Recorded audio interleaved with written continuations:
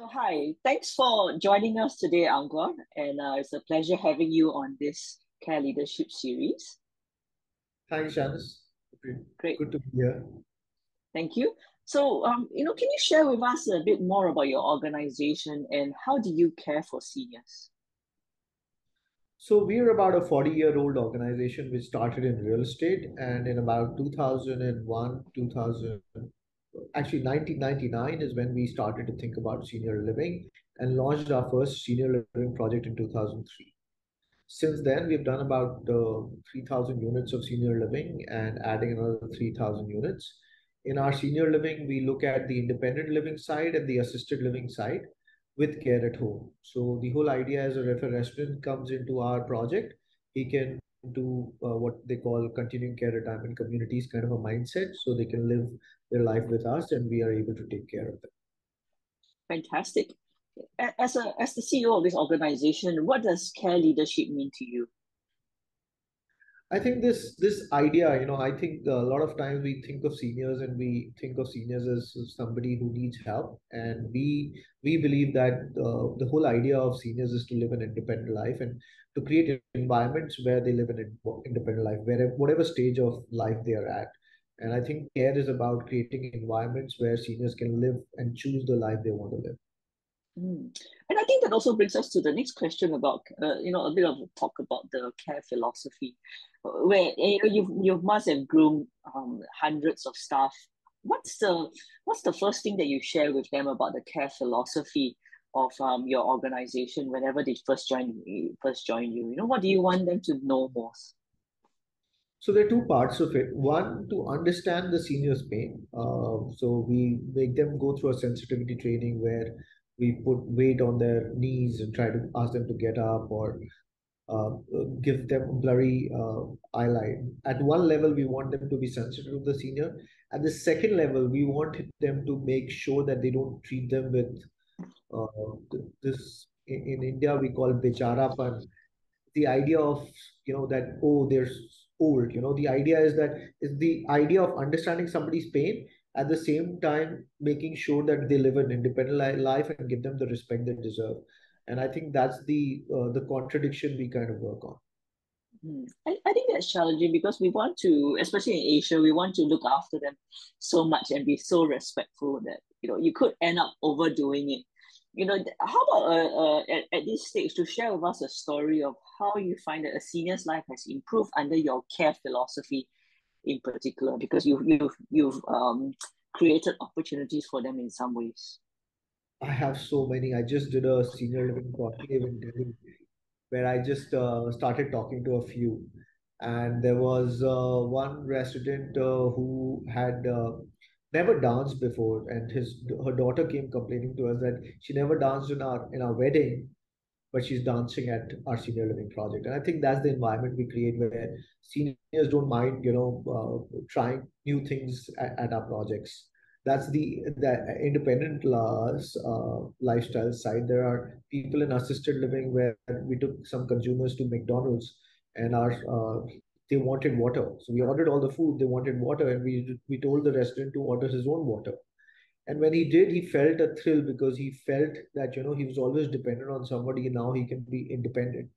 There was a senior right now who came with her husband who had a paralytical attack, and she messaged me on Facebook that, hey, I'm very happy being in senior living because now he can shave by himself, and now he Mm. started walking within the unit by himself, which is a sense of great relief to her because that also gives her time to do what she loves. And I think that that's the kind of stories which I love to hear, and there's so many more. I can keep going all day, but that's the Yeah. part of senior living. Yeah, well, it's very, very beautiful. And I think these are also the very positive aspects of senior living. For you, what are some of the challenges you face when residents move in and they don't really feel like doing anything, or they tell you that, no, I don't want to participate in the activities. What is it that you do that helps to encourage such residents who are very reluctant to take part? So there are two parts of it again. One is to respect what they really want. Okay, is that what they want, or is that something they're saying because they're a little scared of trying new things? And that's the differentiation we want to build in real life. There are people who really enjoy life being who they are and they don't want to participate in activities. And to Mm, respect that is also as important as to find people who are not doing this because they have a lack of will, or there's something which is bothering them. And now lately we've hired a social worker who goes home to home, figuring out who are people who are actually going through some trouble in life, get them out mm. of the trouble, and then get them out of their houses. So the social worker's job is to figure out, is it really the life choice they're making, or is it something which is bothering them, which we need to take out? So we've given her a challenge of numbers, and I'm glad that she's doing a good job on it. Well, that's very good. I think that's a very important implementation to have the social worker go around to, to have a chat and to find out more. When we talk about senior living, then we have to cover this topic of technology because this allows us to become more efficient and innovative in various ways. What are some of the technology implementations that you have utilized to provide better care and life for your residents? I'm sorry, I'm not a very techno-friendly person. Truly speaking, one of the things I believe is that in India specifically, where manpower is cheap, the human connect, if you can provide, there's nothing like it. Mm, And we are doing a lot of the human connect piece of it. Obviously, we use technology from a data format perspective to understand what's going on. So we have mm, software for that. But on the day to day, we really don't do too much technology. We really work on the idea that our consumers can speak to us, can get a little bit of that mm. on hand. And our consumers like it too, where they're very friendly with Facebooks and complaints on online. But the idea that they can talk to somebody is far more superior than technology, to be honest. Yes, of course. And I think tech has its role, as you mentioned earlier, with the data analytics. That's a possibility. How important is it to track quality of life and quality of care in your communities? So it's very important. You have to keep an eye on what's going on. So there's always you looking for data points and what's Yeah. going on. Luckily, what I believe is these consumers at that age are a little louder on when they're dissatisfied than our regular housing consumers would be. Our regular housing consumers will live with the pain, but the expectations they have on the senior living side, we hear very clearly. So the two parts of things we do is one is accessibility to senior management is very easy. A lot of them have my number, which they respond to. So one of the things I've done is that made accessibility very easy. Mm, Second point is we do quality of life researches, which is a very simple research for them to do, but they are not done very often. They'll be done every 5 to 7 years, mm, where we will check on quality of life of our consumers. What we found from the last quality of research we did, which was a comparative on what people are living in our senior living to seniors living in cities like Delhi, yeah. and there was a huge difference between quality of life what they were getting with us compared to Mm. what they're getting in Delhi. So you have to keep that data going, but it's a difficult data to process, to get, to look at. The best way is to keep your ears to the ground and make sure you're accessible to people. Mm. You've been doing this for many years and you're one of the front runners. How has the mindset for your customers changed since the early days compared to today? So I think there are two major parts we see as differences. One, consumers did not understand when we started what was senior living. All right, so this was a big change where we seeing that the senior living consumers know what they want now, which wasn't there earlier. So they're coming with to do activities. They're coming to enjoy the club. They're coming to because they've seen something already, so they have a clear expectation what to have. In the first consumer group, they didn't understand senior living. They thought of builders coming up with a new concept, which is a sales concept. A lot of people were bought for different reasons, but when they saw the product, they understood it better. So one large difference is that.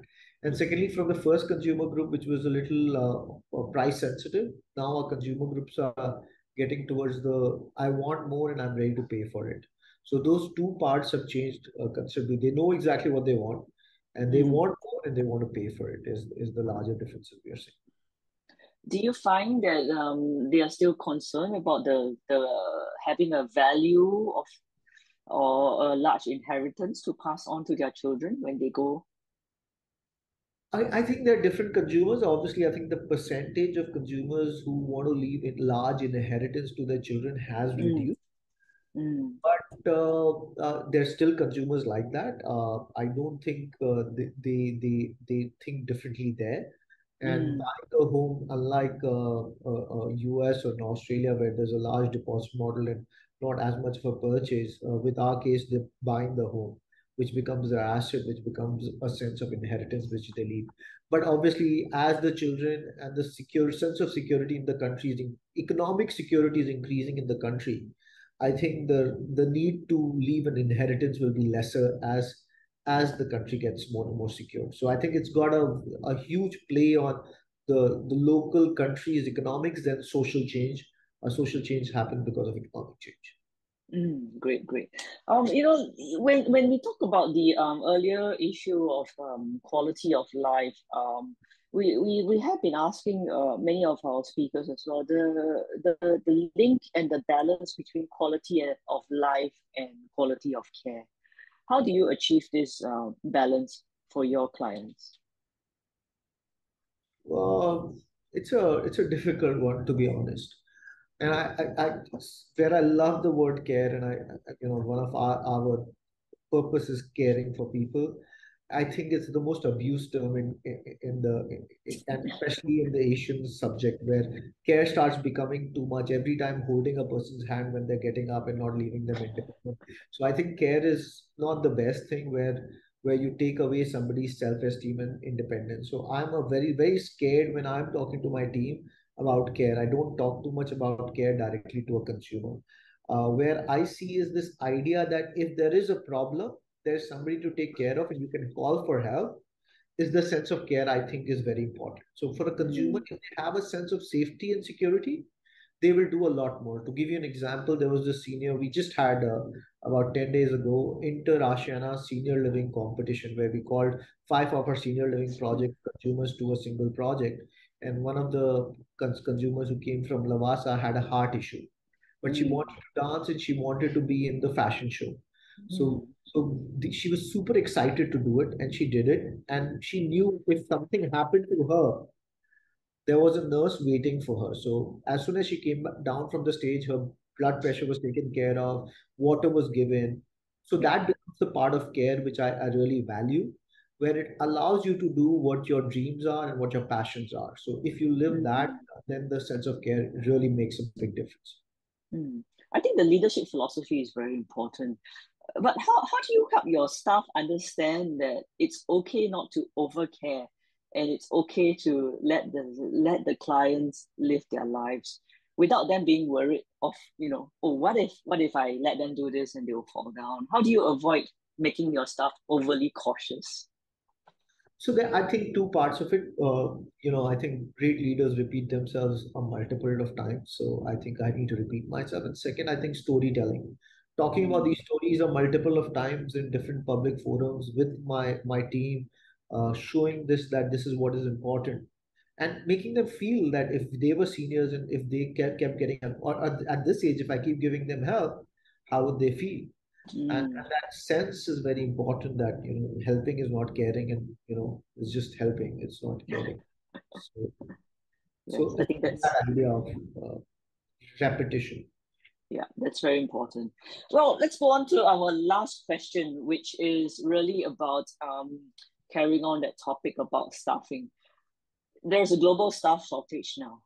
How do you continue to retain talent and attract new talent into your community? India is not a challenge, honestly. We're the youngest, largest population. We have a problem of shortage of work, actually. So it's not been a challenge that way. Obviously, finding great people is always a challenge. And one of the biggest things we do is through sourcing from the right locations where there is a natural affinity towards it. So we love the armed forces. Anybody retiring from the armed forces, so we look at them as a large source for us, as well as India has become a huge skilling machine now. So we have the what do you call it, Skill India initiative by the government, where there's Mm, also skilling happening. So going to the right institutes to get the entry level employees, and for mid level employees, we look at the armed forces, and we have a huge amount of training ourselves. And we mm, also have for the mid level, we have a thing called top grading we follow from an interviewing process, which helps us screen the right person. mm. So biggest challenge for me always is to make sure we're getting the right people in the door. It's very interesting that you brought up the armed forces. What's three values you like most about someone that you're hiring from the armed forces? I think the idea of honesty, discipline, energy, and the idea of independence again, right? They value a lot of that independent thinking, independent mindset. So all those three, four values which we look for are kind of match with armed forces. So we want somebody who's honest, disciplined, hardworking, has the energy to do it. Does not give up in hard situations, actually keeps going. Those are very important aspects in the care business. Great, great. I think that's a great recruitment tip for some of you out there who are listening from the care business around the world. And also one day, I think we also hope that, there's opportunities for global collaborations, and maybe India can share your skilled force with the rest of the world as well. Well, thank you. Thank you very much, Ankur, for joining us today. CarePage Business is the only feedback platform designed for the health and ageing sectors. With CarePage Business, you can uncover powerful customer experience insights, monitor resident or client feedback and complaints in a single, easy-to-use platform, and get the insights you need to drive continuous improvement in services and facilities. The CarePage Business feedback solution is designed to be accessible for your residents and clients. With large fonts and high contrast colours, surveys and feedback forms are designed for older audiences and individuals with cognitive or other impairments such as low vision. You can also offer surveys in a range of languages. CarePage business dashboards and analytics have been designed with the sector in mind, giving you clear oversight over one or multiple services. All feedback flows in real time into a cloud-based system where executives and managers can look at top-level reporting and delve into deeper analytics to look at feedback and complaints themes and identify areas for celebration or improvement. Free up your team's time managing and monitoring feedback so you can focus on delivering high-quality care and services. Get the complete feedback, complaints, and continuous improvement solution designed for the health and ageing sectors.